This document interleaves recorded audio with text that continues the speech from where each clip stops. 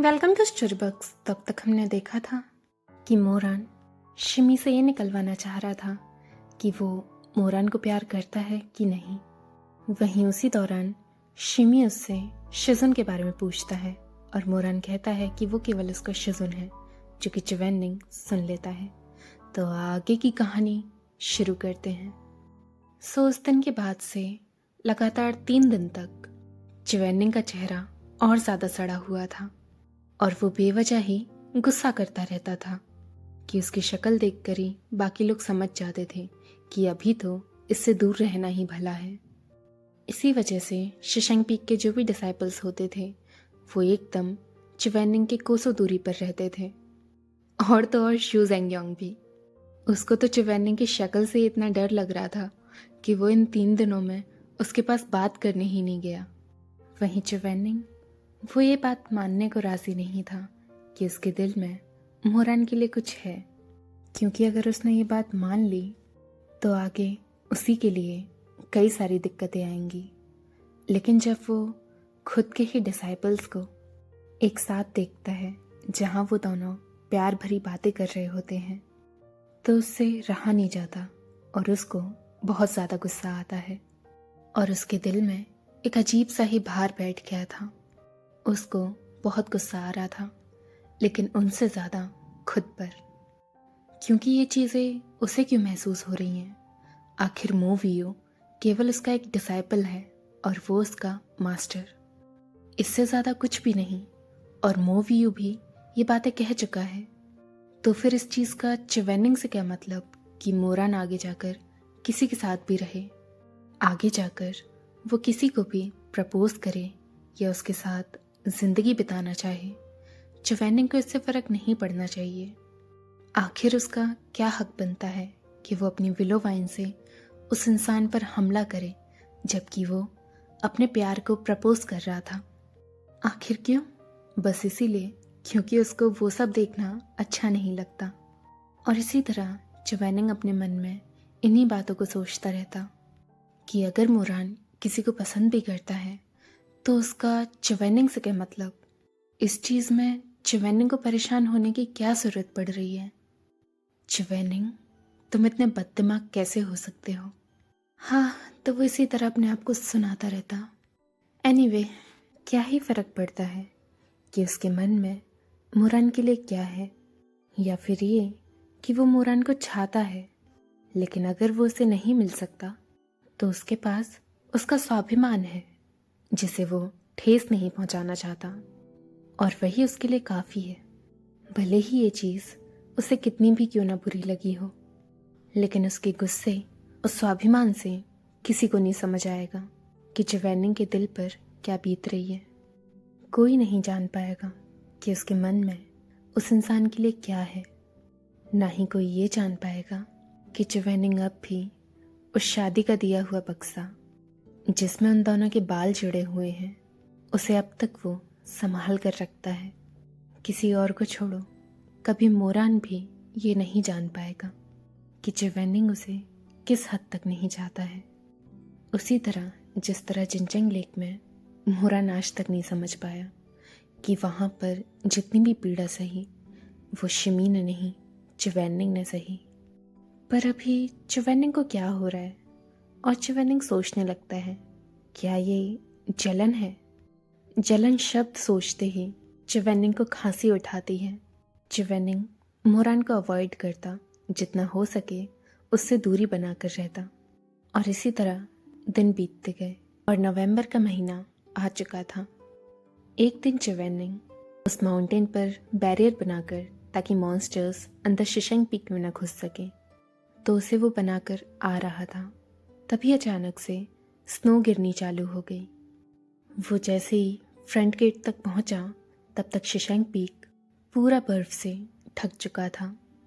चिवेनिंग को ठंड की आदत नहीं थी, उसे बहुत जल्दी ही सर्दी लगाती थी, तो इसीलिए जो उसने कपड़े पहने हुए थे उन्हें वो कस के पकड़ लेता है और दांगशी हॉल की ओर निकल पड़ता है।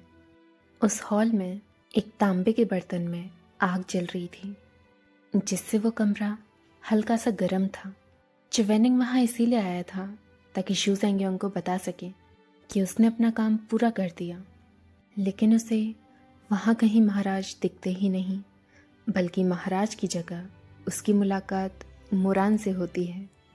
दांगशी हॉल में मोरान और चिवेनिंग के अलावा कोई नहीं था, और इतने महीनों में ये पहली बार था जहाँ चिवेनिंग और मोरान एक साथ अकेले हों। तो चिवेनिंग को अजीब लगता है और वो ना चाहते हुए भी ऑकवर्ड फील करने लगता है। और बुरा यूँ था कि यहीं दांगशी हॉल में ही चिवेनिंग को मोरान के बारे में सपना आया था, जहाँ वो दोनों वो सब कर रहे होते हैं। और अगर कहा जाए तो इन महीनों में चिवेनिंग को अक्सर कई दफ़ा तक्षणजुन के बारे में सपना आ चुका है।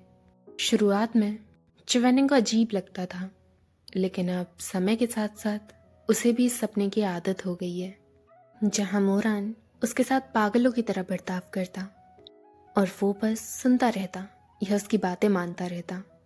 चिवेनिंग उन सपनों में चुप ही रहता, पर एक चीज़ सही थी कि उस सपने में चिवेनिंग कभी भी मोरान के साथ पूरी तरह इंटीमेट नहीं हो पाता था। ये चीज़ पर चिवेनिंग ने मान लिया था कि क्योंकि वो इतना प्योर है और इन चीज़ों की उसने प्रैक्टिस कर रखी है, तो इसीलिए इन सपनों में भी उसे वो चीज़ें नहीं दिखती। इस चीज़ के बारे में सोचते ही चिवेनिंग को लगता था कि हाँ, कुछ तो स्वाभिमान बचा हुआ है उसमें, कि अपनी फैंटेसीज में भी इतनी फालतू की चीज़ें नहीं सोचता।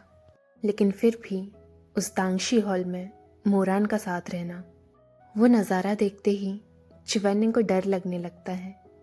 लेकिन अफसोस की बात है कि वहाँ जो नौजवान इंसान बैठा हुआ था उसे इस बारे में कुछ नहीं पता था। वो जैसे ही अपने शिजुन को देखता है वो एकदम से खुश हो जाता है और मुस्कुरा कर कहता है, शिजुन, आप आ गए। चिवेनिंग बस हाँ की ओर सर हिलाता है। मोरान कहता है, क्या आप अंकल को ढूंढ रहे हो? असल में आंटी की तबीयत खराब हो गई थी ना, क्योंकि उन्हें सर्दी लग गई थी, तो वो उन्हीं के पास हैं और उनका ध्यान रख रहे हैं। आपको क्या काम है? आप मुझे बताइए, मैं उनको बता दूंगा। चिवेनिंग थोड़ा शांत रहता है, फिर सीधा कहता है, कोई ज़रूरत नहीं, और पीछे की ओर मुड़कर दांगशी हॉल के बाहर जाने लगता है। लेकिन मोरान उससे फिर पूछता है, शिजुन, रुकिए। चिवेनिंग पूछता है, क्या है? और वो पीछे मुड़ा ही था कि मोरान से पूछ सके ढंग से, कि तभी मोरान ने अपना हाथ बढ़ा लिया था, जहाँ वो अपने हाथों से चिवेनिंग की पलकों को साफ कर रहा था, क्योंकि चिवेनिंग की पलकों पर स्नो जमी हुई थी। ऐसा इसीलिए भी हुआ क्योंकि चिवेनिंग की पलकें शुरू से ही काफ़ी लंबी रही हैं। और फिर मोरान काफ़ी कैजुअली बोलता है, जैसे कि ये तो आम बात है, देखो ज़रा, आप पूरे स्नो के हो रखे हो। चिवेनिंग वहीं जम जाता है और उसके दिमाग में कुछ नहीं आता कि अब वो क्या करे। वो वहीं खड़ा रहता है जब तक मोरान उसकी पलकों को साफ नहीं कर लेता। फिर वो उसके कपड़ों को साफ करने लगता है, उसके बाद बालों को, और फिर अपना एक रुमाल निकालता है। मोरान अच्छी तरह से जानता था कि चिवेनिंग को सर्दी बर्दाश्त नहीं होती और वो आसानी से बीमार पड़ जाता है।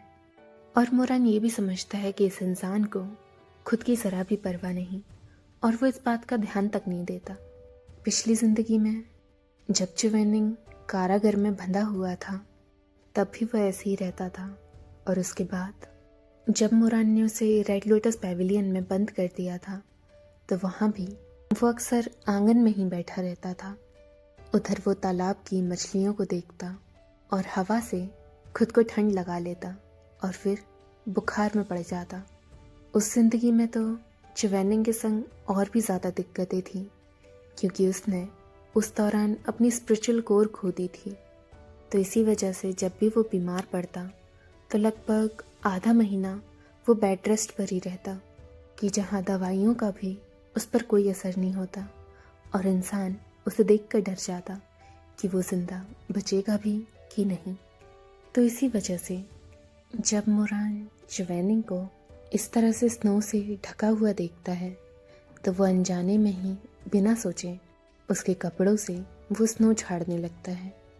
लेकिन बीच में उसे रियलाइज़ होता है कि जो वो चीज़ कर रहा है वो कुछ ज़्यादा ही क्लोज है, और वो एकदम से चिवेनिंग से अलग हटता है और फिर चिवेनिंग की फोनिक्स साइज को देखने लगता है। चिवेनिंग उसे हल्का सा गुस्से से देख रहा था। वहीं मोरान अपने हाथ पीछे करता है और कहता है, माफ़ कीजिएगा शिजुन, अनजाने में मैंने अपनी मर्यादा का ध्यान नहीं रखा। शिजुन अपने आप को खुद ही सुखा सकते हैं, जाहिर सी बात है ना। वहीं मोरान जब पीछे हटता है तो चिवेनिंग को राहत की सांस आती है कि चलो वो पीछे तो हटा। वो सपना केवल सपना ही था, ऐसा कुछ असलियत में नहीं होने वाला। उसका डिसाइपल अभी भी वैसा ही है जैसा वो पहले था, ना कि उस इंसान की तरह जो कि इसके सपने में आकर कहता है, ये सम्मानित व्यक्ति, जैसे कि ना जाने उसने जीवन में क्या उखाड़ लिया होगा। चिवेनिंग थोड़ा खामोश था। फिर उसके बाद वो मोरान से उस रुमाल को लेता है। फिर वो अपनी आउटर रोब उतारता है और उसके बाद उस आग के तसले के किनारे बैठ जाता है ताकि अपने हाथ को गर्मी दे सके। आग की वजह से चिवेनिंग का चेहरा रोशनी से चमक रहा था और वो उससे पूछता है, आखिर तुम्हें कब से मर्यादा का ध्यान होने लग गया? और वो ये कहते ही मोरान की तरफ देखता है, तुम हमेशा से ही हर चीज़ें अनजाने में कर देते हो। मोरान चुप पड़ जाता है कि इस बात पर अब क्या बोले, और फिर वहाँ पर दोनों में से कोई कुछ नहीं कहता। वहीं चिवेनिंग के बाल सूख जाते हैं और वो मोरान की ओर देखकर कहता है, जो भी हो, तुम यहाँ कर क्या रहे हो? मोरान सीधे जवाब देता है, क्योंकि साल ख़त्म होने वाला है तो फिर इस साल में जितनी भी चीज़ें हुई हैं उनकी फाइल्स को एक तरह से ऑर्गेनाइज करना था, तो मैं बस वही कर रहा हूँ। और उसमें तभी चिवेनिंग कहता है, मैं जानता हूँ कि फाइल्स को ऑर्गेनाइज करना है, लेकिन क्या ये शिमिंगजिंग का काम नहीं है? तो फिर ये काम तुम क्यों कर रहे हो? मोरान कहता है, शिजुन की याददाश्त तो कुछ ज़्यादा ही अच्छी है। मोरान की इस बटरिंग से चिवेनिंग पर कोई असर नहीं पड़ता। कहाँ है वो? मोरान कहता है, उसको ज़रा हल्का सा बुखार आ गया था शिजुन, और सुबह से ही उसके सर में दर्द हो रहा है। लेकिन जैसे ही वो चिवेनिंग की ओर देखता है तो वो एकदम से घबरा जाता है और कहता है, मुझे माफ़ कर दीजिए शिजुन, मेरी ही गलती है। मैंने ही उससे कहा था कि वो आराम कर ले। वो तो मुझे मना कर रहा था, लेकिन मैं ही नहीं माना। तो फिर उसे दंड मत दीजिएगा प्लीज़। जिस तरह से मोरान शिमी की तरफदारी कर रहा था, वो चीज़ें चिवेनिंग के दिल को कांटे की तरह चुभती हैं और वो थोड़ा शांत रहता है, लेकिन फिर कहता है, क्या वो ठीक है? इस तरह से मोरान से शिमी के बारे में पूछना कि वो ठीक है कि नहीं, जिससे मोरान को राहत की सांस आती है। मैंने उसको दवाइयाँ दे दी थी और उसके साथ ही रहा कि जब तक वो सो नहीं जाता, उसे बस सर्दी लगी हुई है, 2-3 दिन में ठीक हो जाएगा। आपका शुक्रिया शिजुन, क्या आपने उसकी चिंता करी।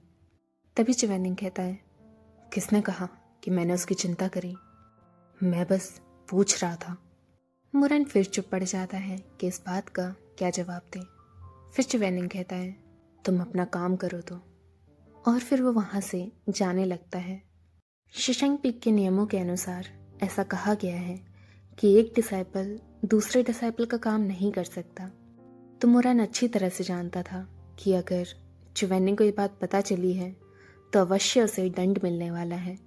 लेकिन चिवेनिंग ने उसे काफ़ी आसानी से छोड़ दिया और वो वहीं भौचक्के में चिवेनिंग की पीठ की ओर देखता रहता है और तब तक कुछ रिएक्ट नहीं करता जब तक चिवेनिंग उस दरवाजे से बाहर नहीं चला जाता। जब चिवेनिंग उससे थोड़ा दूर चला गया था तभी मोरान अपनी छतरी को लेता है और वहाँ स्नो में चिवेनिंग की ओर भागता है। शिजुन, शिजुन रुकिए। चिवेनिंग पीछे देखता है जहाँ मोरान उसे रोकने आया था।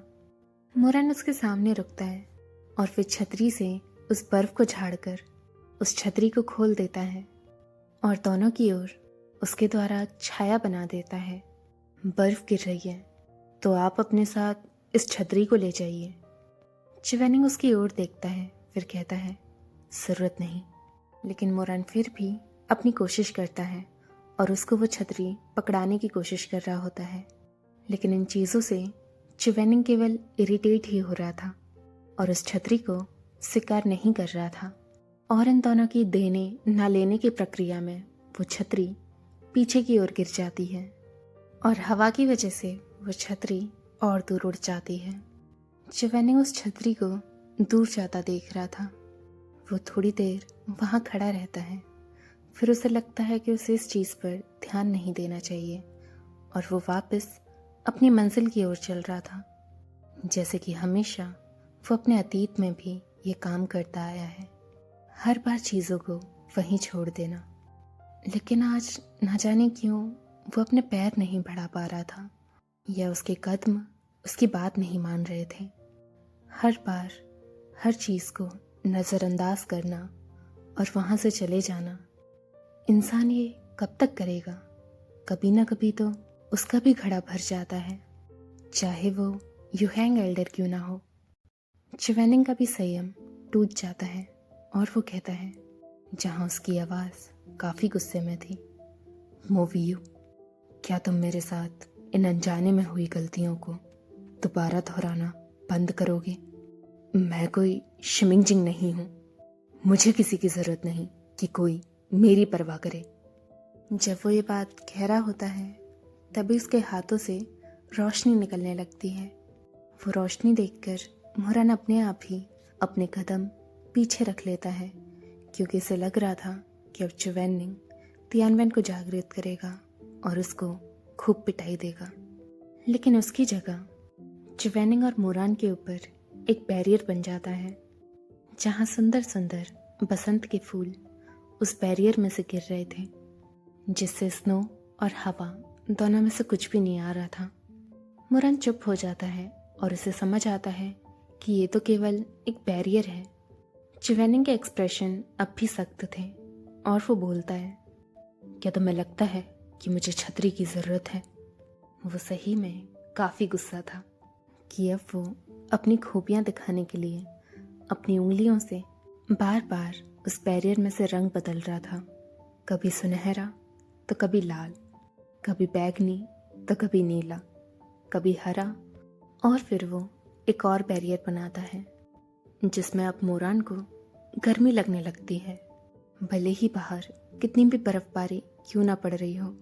ये टेक्निक्स सही में काबिलिय तारीफ थी और चिवेनिंग इन फालतू चीज़ों पर अपनी स्पिरिचुअल एनर्जी वेस्ट नहीं करता था, क्योंकि ये चीज़ें बस बेतुकी हैं।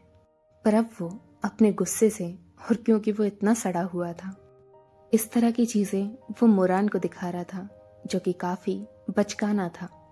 और मोरान को भी ये चीज़ें बचकानी लगती हैं कि चिवेनिंग गुस्से में कुछ भी कर जाता है। और वो बोलता है, शिजुन, गुस्सा मत कीजिए। चिवेनिंग गुस्से से चिल्लाता है, किसने कहा मैं गुस्सा हूँ? वहीं उसका चेहरा पूरा गुस्से से भरा हुआ था। दफा हो जाओ। मोरान फिर कहता है, ठीक है, मैं दफा हो रहा हूँ। और उस बैरियर की ओर देखकर कहता है, लेकिन शिजुन, अपनी स्पिरिचुअल एनर्जी को इस तरह से वेस्ट मत कीजिए, आपकी तबीयत। तभी चिवेनिंग अपने हाथ को झटकाता है और मोरान की बात काट देता है, मैंने कहा दफा हो जाओ। और अब चिवेनिंग का जो बैरियर था, जो कि मोरान के ऊपर था, अब उसमें से बिजलियां कड़कने लगती हैं, जो कि सीधा मोरान के सामने गिर रही थी। मोरान तो बस उसकी परवाह कर रहा था, सच में वो दिल से ही उसकी परवाह कर रहा था। तो इसमें चिवेनिंग को ऐसी क्या सनकी कि उसको सीधा बिजली का झटका ही देने चला गया। और मोरान को थोड़ा सा बुरा लगता है और वो बस कुछ कहने ही वाला था कि तभी वो चिवेनिंग की ओर देखता है।